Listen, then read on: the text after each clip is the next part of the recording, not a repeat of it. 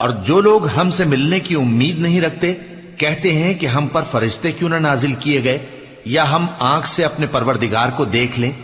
یہ اپنے خیال میں بڑائی رکھتے ہیں اور اسی بنا پر بڑے سرکش ہو رہے ہیں. جس دن یہ فرشتوں کو دیکھیں گے اس دن گناہگاروں کے لیے کوئی خوشی کی بات نہیں ہوگی اور کہیں گے کہیں کوئی رکاوٹ کھڑی کر دی جائے. اور جو انہوں نے عمل کیے ہوں گے ہم ان کی طرف متوجہ ہوں گے تو ان کو بکھرا ہوا غبار کر دیں گے. اس دن اہل جنت کا ٹھکانہ بھی بہتر ہوگا اور ان کے آرام کی جگہ بھی خوب ہوگی. اور جس دن آسمان ابر سے پھٹ جائے گا اور فرشتے نازل کیے جائیں گے اس دن سچی بادشاہی رحمان ہی کی ہوگی اور وہ دن کافروں پر سخت مشکل ہوگا.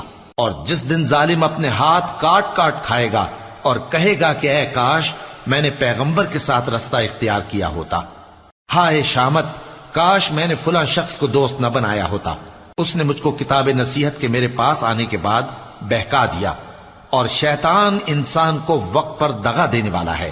اور پیغمبر کہیں گے کہ اے پروردگار، میری قوم نے اس قرآن کو چھوڑ رکھا تھا اور اسی طرح ہم نے گناہگاروں میں سے ہر پیغمبر کا دشمن بنا دیا اور تمہارا پروردگار ہدایت دینے اور مدد کرنے کو کافی ہے. اور کافر کہتے ہیں کہ اس پر قرآن ایک ہی دفعہ کیوں نہیں اتارا گیا؟ اس طرح آہستہ آہستہ اس لیے اتارا گیا کہ اس سے تمہارے دل کو مضبوط رکھیں اور اسی واسطے ہم اس کو ٹھہر ٹھہر کر پڑھتے رہے ہیں. اور یہ لوگ تمہارے پاس جو اعتراض کی بات لاتی ہیں ہم تمہارے پاس اس کا معقول اور خوب واضح جواب بھیج دیتے ہیں. جو لوگ اپنے چہروں کے بل دوزخ کی طرف جمع کیے جائیں گے ان کا ٹھکانہ بھی برا ہے اور وہ رستے سے بھی بہکے ہوئے ہیں.